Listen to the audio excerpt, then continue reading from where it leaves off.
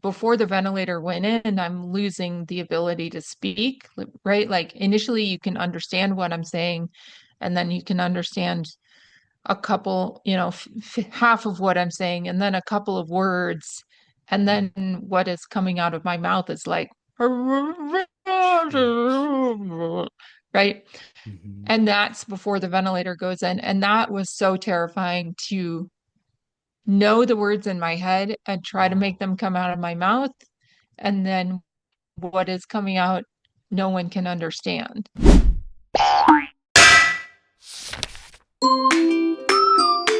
Welcome back to Brain, sponsored by Toro and Tides. Today's conversation is one that really hits at the heart of what this show is all about. What happens after everything changes. Maggie Whitum is a filmmaker, theater artist, disability advocate, and public speaker who survived a stroke at just 33 years old. Since then, she's turned her experience into something incredibly powerful, sharing her story at places like Johns Hopkins, Georgetown, and Craig Hospital. She's helping others feel seen in moments that can feel incredibly isolating. Now, this conversation is about identity, resilience, and learning how to exist in that space between who you were and who you're becoming. So let's dive right into it. This is Maggie Whitum on Brain to Brain. Maggie, welcome to the show. Hi, thank you so much for having me. Let's just begin with a quick introduction for yourself. Who are you and how'd you find yourself in this space? Well, I was quite unfamiliar with brain injury or stroke. But then when I was 33 years old, I was super healthy and in graduate school and engaged and, had a lot of really great things happening in my life. And then I had a brainstem stroke out of the blue, caused by something called a cavernous angioma, which is a blood vessel malformation. Put me in the hospital, in intensive care and then acute care and then rehabilitation care. And I had to get emergency brain surgery. And it was a wild ride and it totally upended my life and changed a lot of things. But I'm 11 years out now. So I've done a lot of reconciling with myself about where I am in my life.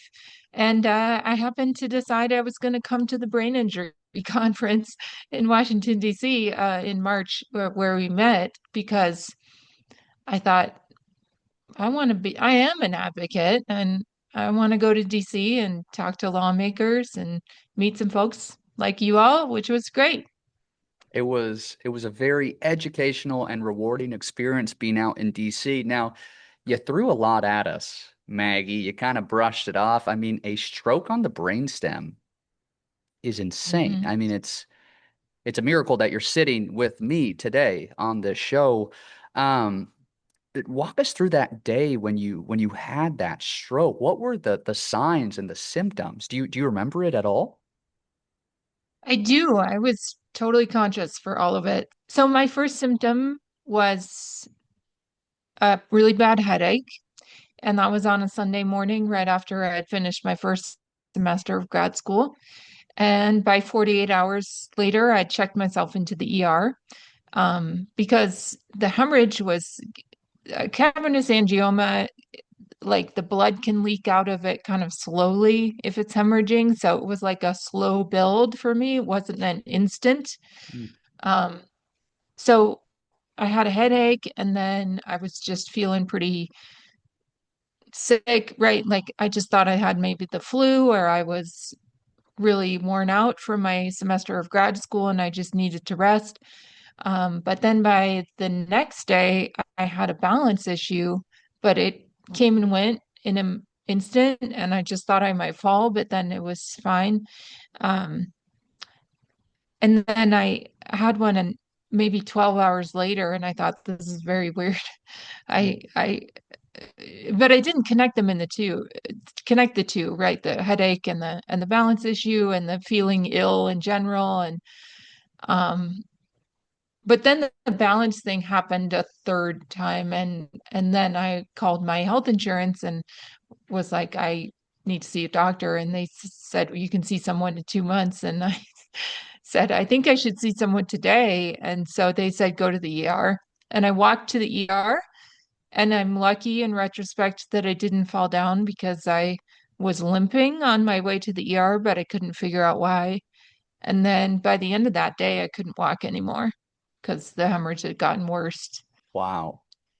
I mean, talk about a scary 48 hours, right? You just have this Mm. headache, you kind of feeling ill, which typical people have that monthly, quarterly, I mean, it could just be something as simple as, a head cold, right? You never think it's going to be a stroke, which is wild, but you're in tune with your body, you're listening to your body, you start feeling these dizzy spells, and good for you for calling your insurance company and wanting to go see a doctor. That's mind blowing that they just said, hey, wait a couple months. So I'm proud of you for heading to the ER and you're walking to the ER, which is wild in itself. When you got to the hospital, what did the doctors start doing? I mean, did you have to wait there for a while, or when you gave them your symptoms, they immediately started piecing it together, or was it a big question mark in the beginning?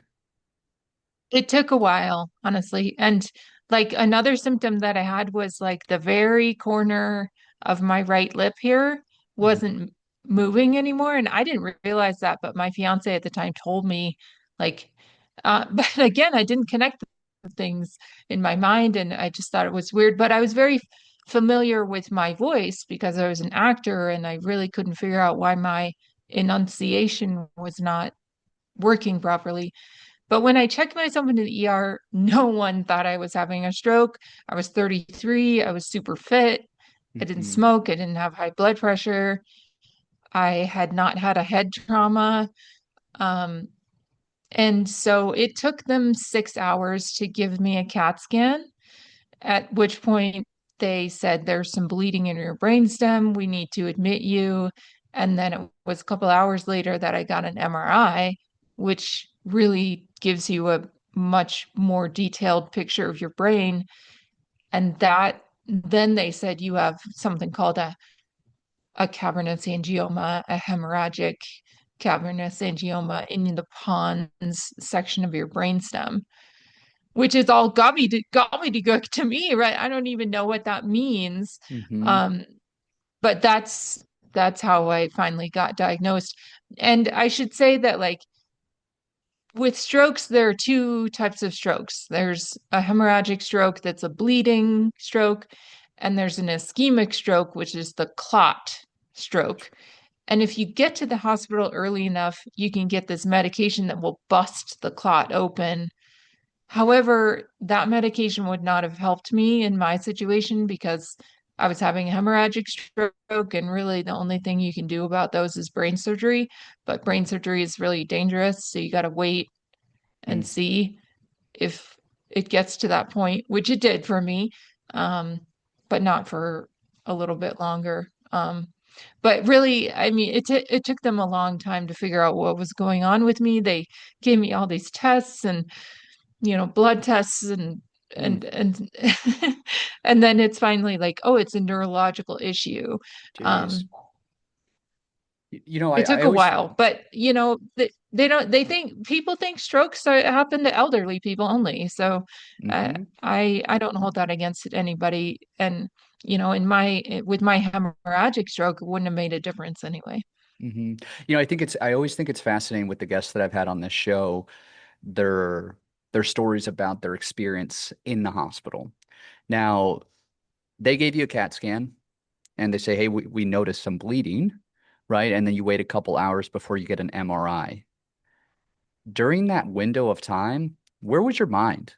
Were you starting to panic? Were you flustered? Were you, hey, where's the urgency here? Why are we waiting for more imaging? What did those couple of hours look like for you? Yeah, panic was starting to set in because Mhm. once they'd given me the CAT scan, they said, we need to admit you, but don't worry, we're not going to put a bunch of tubes in you, right? But that meant like I walked into the ER, Mhm. but by the end of that day, I couldn't walk anymore. And like I remember them giving me like I had to do a urine test. So I had to get to the bathroom from the gurney I was sitting on, and I couldn't get there by myself. Someone had to help me.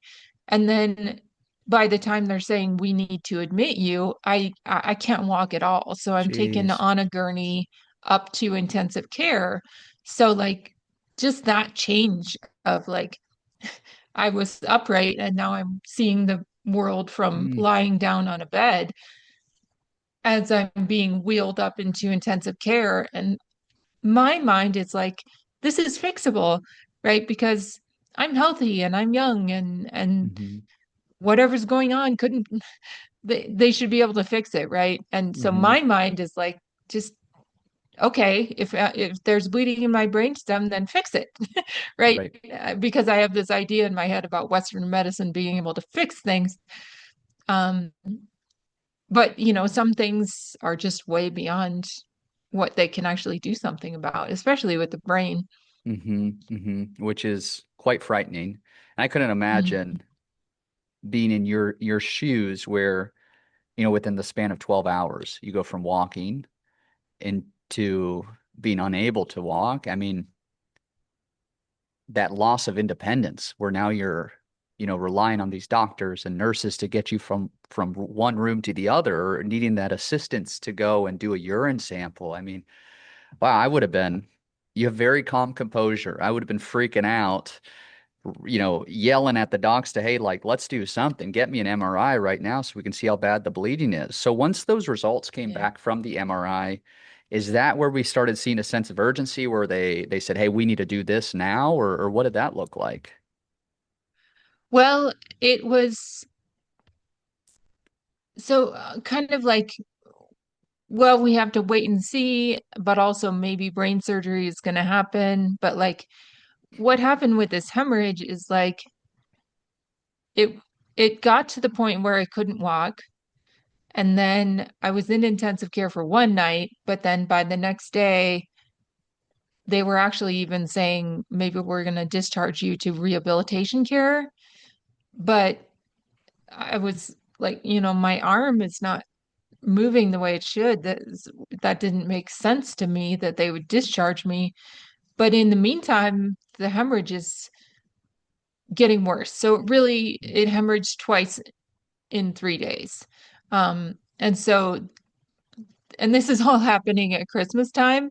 Like I checked myself in on the 23rd of December. And so by Christmas Eve, the 24th, it's like, oh, maybe we're going to discharge you. And they actually moved me from intensive care down to acute care. But while I was in acute care,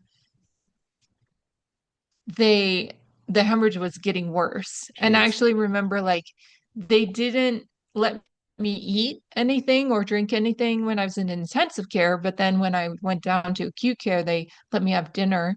And I remember still a decade later that that dinner included snow peas because I remember eating dinner and then finding a piece of snow pea inside my mouth Huh. that was like the size of a nickel hmm or a dime, like something sitting in your mouth for that long that's that big and you don't notice. And Yeah. that's because the whole left side of my body is going numb as the hemorrhage is getting worse. So I can't feel the inside of my mouth anymore. And like I used to be able to move this left arm somewhat, right? It was uncoordinated, but it would still hmm move. But by the end of the day on Christmas Eve, I can't move it at all. And the paralysis, like full on paralysis on the left side, is really setting in at this point. And I wake up back in intensive care. Like I go to sleep and I think I'm going to sleep right, but I wake up again and I've been moved back into intensive care. And now I have a ventilator in because I can't protect my airway. Um, and so I have to communicate. Well, I we tried a bunch of different ways to communicate, but I end up being able to communicate through my right hand Mm, somewhat. And my vision has gone totally double. Like it used to be single, right? And then it separates and separates and separates. And now it's like I can't, it's like a total hallucination to open my eyes and I can't see anything clearly at all. wow. It's wild. I mean, what a memorable Christmas. Jeez. I know. Merry Christmas, right? Holy cow. So as these physical impairments are slowly creeping in by the hour. You mentioned the lack of sensation, right, on the left side where you had that snow pea in your mouth. I mean, shame on everybody that saw it and didn't tell you. Okay. But then, the lack of mobility developing in the left arm and then right, you've already been unable to walk for a little bit, and now you're starting to see your vision become impacted. And now you're on a ventilator. I was on one, and uh I thank God I do not remember it because my mom said I was mouthing help because it just, I mean, when you have a tube in you, extremely It feels uncomfortable. terrible. Yes, but you're conscious, you're awake for this entire time. Your body is, I mean, this bleed, you said it bled twice, right, in the span of 3 days. What were the doctors saying? I mean, obviously, right, we're waiting to see, but are they offering any words of encouragement or kind of trying to calm you down a little bit? I'd be frantic. I'd be so Yeah. scared. Well, yeah, it was terrifying. And like I also before the ventilator went in, I'm losing the ability to speak, right? Like initially you can understand what I'm saying, and then you can understand a couple, half of what I'm saying, and then a couple of words, and then what is coming out of my mouth is like, Jeez. right? Hmm. And that's before the ventilator goes in. And that was so terrifying to know the words in my head and try to make Oh. them come out of my mouth. And then what is coming out, no one can understand. And Mm, yeah, I mean, there's still the doctors are talking to me, but also like I'm now sedated and on a steroid that's trying to help with the inflammation in my brain. So like hmm. my sister flew from Colorado, where I'd been living before grad school, to Washington, D.C., which is where I had my stroke, where I was in grad school on Christmas Day. Mm, And I'm so thankful she came because she was my advocate and, hmm. my champion in the hospital and someone who was like looking out for me, which you really need to have in a hospital situation. Hmm. Um, because mistakes can happen. So I was extremely grateful for that um, person to be there who could understand what was happening more than I could because I was Hmm. struggling, really struggling through all of the terror and the confusion to understand. But had no idea about anything neurological, right? Hmm. And so all of a sudden, this stuff is happening to my body, and there's no reason, no rational, reasonable, it's like unfathomable, incomprehensible to me what Hmm. is happening, other than the fact that it is sheer terror that it Yeah. is happening. I mean, that is similar. Obviously, you've had what you went through is so traumatic, right? And to be, aware and fully embracing what's happening to you minute by minute.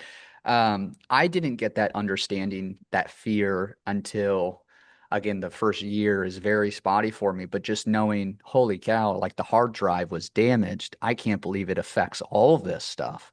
Now it took months, maybe a year plus for that to really set in for me, but your experience hit real time because my accident put me in a coma. Like I have no memory of that. I mean, I remember the tire coming through, but it's not like after that it was lights out. For you, I mean, the lights never went out. When when Hmm. you were put on the ventilator, you said you did have brain surgery, right? Hmm. Okay, how soon after did you go in for surgery? Did they have to wait for it to finish bleeding? No, well, so they, yeah, it's a wild story. So they were gonna go in, but maybe not gonna go in, then gonna go in, and maybe not gonna go in. And they were like asking my sister for permission to do brain surgery, but maybe it was gonna leave me fully paralyzed. And Mm, um, I was. at the time I was at George Washington University Hospital in Washington, D.C. And thankfully, I got transferred to Johns Hopkins Hospital in Baltimore, which has the best neurosurgeons in the world, um, which was great. But still, there it was like, oh, okay, we brain surgery, especially on the brain stem, like so dangerous Hmm. because your brainstem is the deepest part of your brain. It's the hardest part of your brain to get to. It's right behind your tongue. So, and it controls all your vital life functions, your breathing, your body temperature, your blood pressure. Like, It's the extension cord to your body, like yeah, from brain to body, it's which is wild. exactly. Yeah. And it's, uh, if my hemorrhage had been a millimeter off, it would have been fatal. Mm. Most brainstem strokes are fatal. Hmm. So it was actually 9 days before I got brain surgery. Wow. And And so when they you, did do it, they did mhm. something called a suboccipital midline craniotomy. So they went in through the back, they cut out a hole like this big, like the size of a grapefruit in the back of my head, went in between the hemispheres and down into the brainstem and took out the hemorrhage. Wow. Now this might be a silly question to ask, but I've seen this for some brain surgeries. Were you awake during this or were you out? I was not, yeah, I was anesthetized for the brain surgery, but I had been conscious for all of that 9 days Yeah, yeah, yeah. Did you beforehand. were you transported in ambulance or flight when they On brought you to? ambulance. Okay. Goodness Yeah, because gracious. it's only 40 minutes from Okay. Denver, from Washington to Baltimore. But Mm. it was a scary ambulance ride, that's for sure, because I was on a ventilator in the ambulance, right? And so, like, you hit a little tiny Months. pothole and I could taste blood in my mouth, like Holy it was cow. scary. Oh my gosh. So when you had this invasive surgery, you come to your sister's been with you, right, at this point. Anybody else? Did anybody else show And up at and the now, hospital to help you? yeah, everyone kind of came, you know, and my fiance at the time had been there, and also his father came, but also my sister got there basically immediately, and then my mother came, my brother-in-law came, and then I had two uncles who were in the DC area anyway, and so I had some people around, thankfully, Hmm. and everyone was there on the day of my brain surgery, which was a 9-hour brain surgery. Holy cow. So, man, very meticulous. They took their time, thank Yeah. goodness, but I mean they're dealing with some delicate hardware. When you came to, do you remember the conversation with family, friends, medical professionals about, hey, this was a success, or hey, this is what happened? What did they tell you? So I remember like kind of waking up and asking my sister through my hand because like she would say the alphabet and I would squeeze her hand on the letter to communicate. Um, and I remember spelling the word update to her because I didn't know how it had gone. And but she, I think, saw an immediate change um, in just my look, I think. And the brain surgeon we had at Johns Hopkins, her name is Dr. Judy Huang. She was brilliant and so incredible and did an amazing job. And there was like an immediate change from the outside looking at me. But I was like, why can't I get up? I want to Mm, get up, right? But I'm still paralyzed on the left side of my body.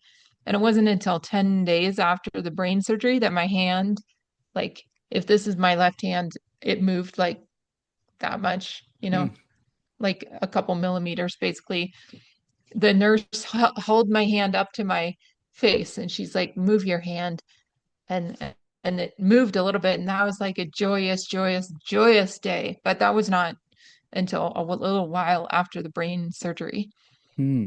Now you said your sister noticed a physical change after the surgery. Mhm.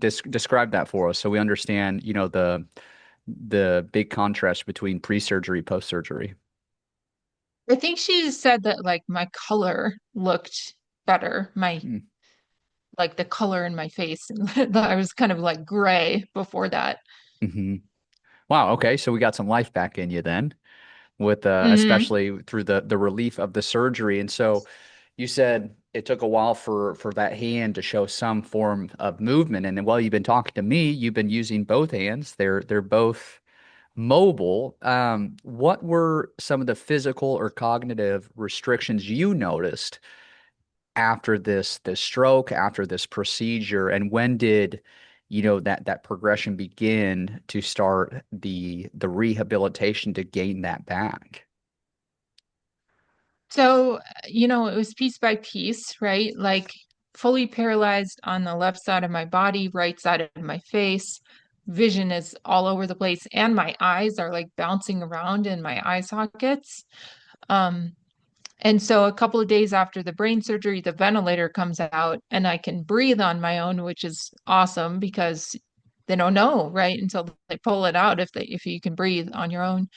And then it's a couple of days later before they can verify that I can talk, right? Because my vocal cords have also been affected Mm, by this. Um, and so it's like, do they even work anymore? And the left one is affected, but yes, after a couple of days I could talk. And then my hand starts to move a little bit, and then I think I was in intensive care for like 3 more days and then 2 more weeks in acute care. And then I got discharged to rehabilitation care. And as I'm there, little tiny things are changing, right? Like mm, I'll be able to move my thumb a little bit. I'll be able to move my ring finger or pinky finger, like independently of my index finger. Um, I'll be able to like lift my arm over my head, right? Or use my bicep muscle like this, and then like, oh, my toes are moving just a tiny bit. All of those happened while I was in rehab. mm. That's got to be, I mean, those small victories, right? Those small changes in your physical ability to move. I mean, that must have felt like a touchdown or a home run each time you notice these differences. Hmm. Now, Yeah, was this big through wins. physical therapy that they're kind of retraining your brain to, hey, like move your left hand or to get those fine motor skills of squeezing things? What did that look like in physical therapy? Was it frustrating, encouraging to see these small gains over time? Walk us through that as well. Well, yeah, I mean, every day in the rehabilitation hospital, I got an hour of PT, an hour of OT, and an hour of speech therapy. So in OT, occupational therapy, you're doing things like gripping, big things, small things like little foam squares and little trying to put pegs in the little notches and stuff like that. And initially, I remember the first evaluation with the OT where my hand can't move at all, basically. Or maybe it could like turn over or close a little bit because your hand is able to close before it's able to open. And initially, I could only open my hand maybe that much, Mm, just a couple inches, and now I can open it entirely. Um, but yeah, it was through a lot of therapy with the people in the inpatient OTs and PTs and all kinds of exercises and doing stairs and mm, even just one step, and then doing stairs. And doing some of the PT in the pool, which I really liked the pool therapy, because it was a heated pool. oh yeah. Uh, yeah, and I still remember those people. They really meant a lot to me, and every win was a big deal. But I also was like, I want to get better. I want to go back to grad school. Like I I pulled out of that semester of grad school that January but I'm thinking I'm going to get better enough to go back in the fall. Mm-hmm. And so like, let's get this recovery going, right? I heard the statistic that 10% of stroke survivors make a full recovery. And I'm like, well, I'm going to be in that 10%. I'm Mm-hmm. going to work my butt off and I'm going to be in that 10% no matter what. Mm-hmm. So I did a lot of work. It's good to have that goal to work towards. And I think that was a big contributing factor to my success in the early months, weeks after the accident, right? Where, your life does come to a screeching halt. I was a sales rep and I in a acute inpatient care, it's like, no, I'm going to be back in the office next week. Like let's get this going. I'm going to work real hard. And so you have this determination to get back into grad school the following semester. Was that something you were able to achieve, or did it take a little bit longer? Yeah, I did not re-enroll. I was just facing like a tsunami of issues, right? I'm sure you know this, right? Like I have the initial stroke, but then beyond that, I'm facing all of this continuing medical care that I'm still really struggling to understand what it even means. Hmm. I have to have three more major surgeries above the neck in the next year after my stroke. One of them on my cranial nerve to help with my facial paralysis, which is another 9-hour surgery. Jeez. And then a 4-hour surgery on each of my eyeballs, the right one, and then 2 months later, the left one to realign my eyeballs because my eyes are pointed in the wrong direction. And the eye muscles, like the nerve that controls them, is damaged. So it's not going to resolve, right? So they Hmm. have to like physically realign my eyeballs and sew the muscles back together, which was brutal, right? But it Ooh. had to be done. And then on top of that, uh, suddenly my student loans are due and I'm Hmm. applying for Social Security disability. And Hmm. my relationship was falling apart. And there's just so much you have to deal with in the first year.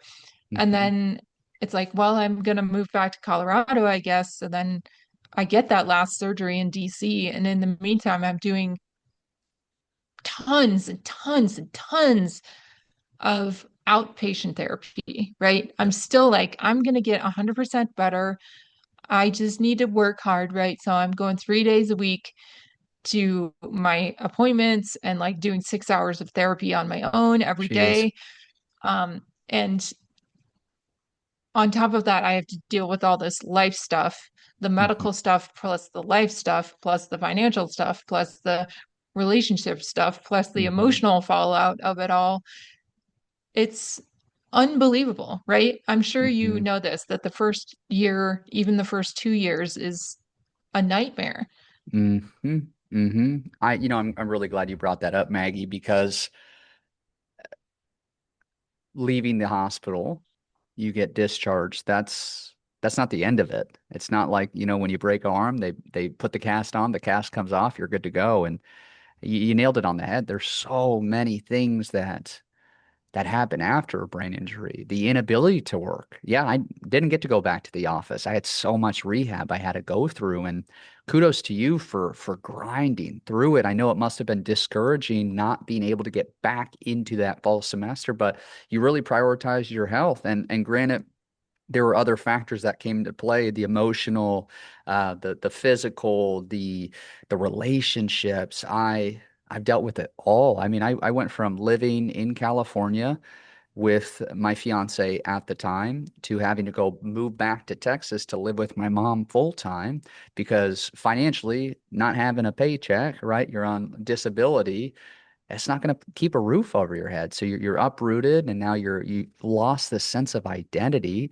For you, you were working so hard in grad school to reach this goal of being, this contributor to society, right? That's why we go to this extra schooling, and then now you have to relocate back home, and you're doing hours and hours of rehab, and then, yeah, it's sad. I mean, for me, it was an identity crisis. It was starting from scratch again. And now for me, it truly is an invisible injury where people don't get to see that. And it's sometimes thrown into my face where, man, you don't have to work. I wish I could do that. It's like, damn, buddy, I wish you Yeah. could walk in my shoes for just an hour because every day with the pain is a full-time job in itself. And for you, I mean, I'm so sorry. Let's if you don't mind sharing a little bit more insight when you went back to Colorado, right? Did you move back in with family?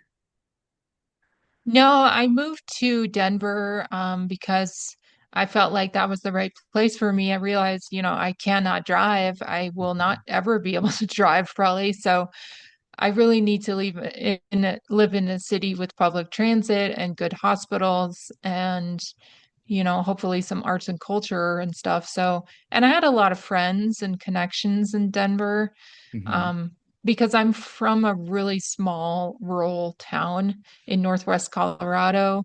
Hmm. So the idea of moving back there was uh, not going to work. My Hmm. parents lived 2 miles outside of town and I couldn't drive and I didn't want to live in a tiny town anyway. So Hmm. thankfully I found a random roommate on Craigslist who incidentally had a brain injury too. Wow. Um yeah, and my amazing sisters scoped out the apartment for me before I moved in, and that's where I started rebuilding my life, Mm. was there. Now, when you relocated, when all of this, that first year, right, the walls, like the world has crumbled around you. You're finding your footing again. Can we talk about your relationship with your fiance? Was he or were they in it from the jump with you? What did that look like? Well, I think that we didn't have a whole lot of experience was real hardship, I would Hmm. say. Like most people, maybe they're facing a stroke, in their marriage when they've been together for 20, 30 years, right? And we had been together for 4 years. And, um, stroke it changes a lot of relationships. Hmm. Our story is not an unusual one that three-quarters of relationships end after one person is diagnosed with a chronic illness, right? And the Hmm. percentage is even higher when it's the woman and it's a hetero relationship that Hmm. the relationship ends. But I talk to so many survivors now and like it's story after story after story of breakup, right? Because it really Hmm. shifts the dynamic in a major way. And, you know, some people make it through and I applaud those people, but it's not his fault, it's not my fault, but we did not make it through. Hmm. That's a very graceful way to say it. I know I harbored a lot of resentment and frustration and anger for a little while after the engagement failed because it was when you do take that step right where you do have that ring on that person's finger, you're already contemplating like that, well, for better or worse, right? And then I did see it as the silver lining was, wow, okay, if they're willing to abandon this during one of the hardest seasons of my life, then it wasn't meant to be. This is true colors are shown in the face of adversity. And it's not, some people are built to help other people, some aren't. And that's fine. I mean, I've always said, like, if I could leave this situation, I would. Right. Now, granted, if it was a loved one going through it, I would never leave them, but it is tough. It's challenging. Every day is a challenge, and you live it too. So I'm sorry that you've experienced that, you've gone through that, but I'm proud of you for continuing and being, respectful about it and understanding the statistics, which are alarming and frustrating. So jumping back into recovery, right? You're facing all of these hurdles. When are you still in any form of rehabilitation? Like right now? Uh-huh. Yeah. Yeah, I see a PT. I'm actually about to try a bioness. I don't know if you Oh. know what that is. It's like a device that you put on your shin of your affected leg to help you lift your toes up because I can't uh lift my toes on my left foot very well when I walk. Mm, So I'm going to talk to my PT about that tomorrow, but certainly like it definitely slowed down quite a bit, right? I was mhm, mhm, going 3 times a week and then twice a week and then once a week and then twice a month and then once a month. And as your reality sets in, um and you hit the 2-year mark and then the 3-year mark and then the 4-year mark, which all of those were mhm, very mhm. hard anniversaries. Mm. How far out are we from the stroke? I'm I'm 11 years now. Wow, 11 years. Do Hmm. you, and you're still going to physical therapy? Yeah, occasionally, not all the time, but yes. Right. I'm sure. Is it kind of like on a as needed basis or kind of get, reminders or maybe new exercises to do that you can practice at home? Right, yes. Okay. Now I want I want our audience to hear that. Y'all, like, again, it's not just a 1 year out recovery, 2 year out recovery. This is a lifelong recovery. I mean, I've been to 19 different rehabs in 6 years. You're 11 years out and you're still in rehabilitation facilities. I mean, not weekly, right? But from time to time. And damn, that shows your work ethic. And it's so cool. So on the 11 years out, we have pre-Maggie, post-Maggie, right? You were 30, 33 when it happened. Do you often reflect back on that individual before the stroke? Do you ever miss that individual, or have you been able to accept and really kind of embrace this new Maggie?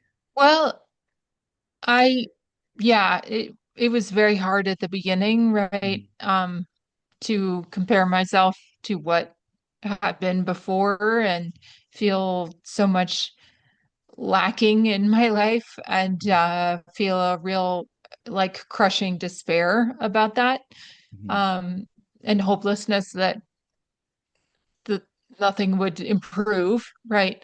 Um, and as the years have gone on, it's gotten easier to deal with. I've also been making this film about my life, and the title of the film is The Great Now What, because the question is now what, right? After having a stroke at 33 that demolishes everything you thought you knew about your life, now what? And so making the film has been quite a healing process mhm, for me. Um, and I really have benefited from having that kind of artistic project to focus on because I'd been an actor and a director and a producer before my stroke. The stroke hits, I don't do anything at all for a while, just like struggling not to drown in all the problems that I'm now facing. mhm, But after some time, I got back on stage again and did some acting, and that was really great. And started doing public speaking about stroke and talking about it, in interviews like this and going on TV and stuff. So all of those have been steps in the right direction mhm, mhm. So you of the mentioned new this. me, right? Yeah, yeah, the The new new me. me that never would have done all of that stuff before. Isn't it crazy where through these, devastating brain injuries, it's opened doors that may have never been opened prior to Hmm. it. And I think it's us making the most of these unfortunate situations. And you alluded to it with what you just said, but now you're a huge advocate for the brain injury community. You've lived it for 11 years. Let's talk about those speaking engagements that you do and this big project that you're working on. Um, what what encouraged you to flip this into a positive? Well, I was first invited to speak at Johns Hopkins by my brain surgeon. And so I would credit her with getting me to talk about my story in front of people. And that was a really beautiful day, that day that I presented for the first time, and a lot of the students, because they were med school students Mm, at Johns Hopkins University, who were my first audience, came up to me and said that they were very deeply affected by it in a good way. mm-hmm, I think it's really valuable for people in the medical community to hear the patient experience, right? mm-hmm, mm-hmm, Because they so often are getting all of this information about physiology and pharmacology and neurology from textbooks. And what is the human experience of illness? Because your bedside manner is as important as your clinical knowledge. Um, so that was that was a big step for me to do that. And then the initial inspiration for the film was watching a documentary called The Crash Reel. Have you mm. seen that film? For I Love Your Brain, right? Yeah, yeah. Mm-hmm, Kevin mm-hmm, Pierce and the snowboarding, and he was going yep, to go win all the golds, right? And then mm-hmm, he has this massive brain injury 7 weeks before the Vancouver Olympics, and his life totally changed. mm-hmm, He's like early 20s, right? And my occupational therapist in my inpatient rehab had told me you should watch that movie. mm, And I didn't watch it until almost a year and a half later because of all the things I was dealing with in my life. And then when I did watch it, I was so moved by it. And the film is so beautiful and empathetic and resonated with me on an emotional level in a way that I nothing really had at that point. And I thought, I have to make a movie about what happened to me mm, mm, because this movie is amazing, right? But it's also about brain injury, and stroke is a little bit different in certain ways. You know, mm-hmm, it's about a man's experience, and I have a female experience of disability. And also, it's about a man who, like you, is dealing with an invisible injury, right? mm-hmm, And I have so much empathy for people with invisible disabilities because I think about this all the time, like what the disabled experience is in the United States, because it is such a challenge to live with a disability. And I feel like I personally deal with some degree of like understanding and care for people with invisible injuries, right? Because people can tell, quote unquote, tell that I'm disabled, right? Because I walk with a cane, my head kind of moves all the time, and you can tell that the left side of my body is partially paralyzed. So I feel like people are nicer to me, mm, and that I don't counter that suspicion and that kind of like questioning that I feel like some people with TBIs have often mm. in their lives. It's beautiful to see you willing to share your story because brain injury education is Mm, key. And then you also talk about going to Johns Hopkins and these other schools where it is so, so important. I've spoken at several universities as well too. You can only get so much out of a textbook. But when you right. see a lived experience standing in front of you, sharing their story, revealing their challenges, their struggles, that's such a better thing for these students to digest because that will affect their bedside manner, hopefully, when they put on that lab coat. Absolutely. Wow. Yeah. I now we have big news because this episode is dropping the 1st of May, which means what, Maggie? What does that mean? Oh, thank you so much for asking. So, my film is closing in on being finished, right? It's in post-production now. And we're going to be crowdfunding for post-production starting May 1st because May is Stroke Awareness Month. And we're going to have a big campaign. We have a great little 2-minute pitch video about why people should support the film and follow the film. And we want to build our audience in a major way. Like the more people know about the film and are excited about the film coming, um, the better, right? So, and what better month than Stroke Awareness Month to build that awareness of it? So, if you're listening, we would love it if you could check out the campaign. Now, just for our listeners that listen on their commutes, the movie is called The Great What Now? Where Great. Now what? Oh my gosh. Okay, that's a brain injury for you right now. Hey, but look, it caught their attention. The Great Now What? Can they Yes. find the trailer maybe on YouTube? Can they find you on social media? What's the best way for them to find you to access this crowdfunding to hopefully send some money to support the cause? Yeah, that great question. So you can check out the website, which is thegreatnowwhat.com, and we'll have the link to the crowdfunding there, and you can learn some more about the movie, and you can join the email list if you want to. I'd recommend joining the email list if you want to stay up to date on when it's coming out and what festivals it's going to be at and how you can access it. Also, we're on social media on Facebook and Instagram at The Great Now What, on both of those platforms.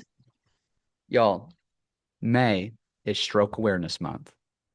What better way to support stroke injury survivors than sending some money to this crowdfunding source to help push this Great Now What to finish production? Now, do we get an answer to the now what? Or is that going to be a spoiler? Do we not get to see that answer until we watch the movie? Oh, good question. Yeah, I think that, part of the answer is every day that I have lived of these past 11 years of now what after a stroke, right? But yes, the answer to that question is in the movie.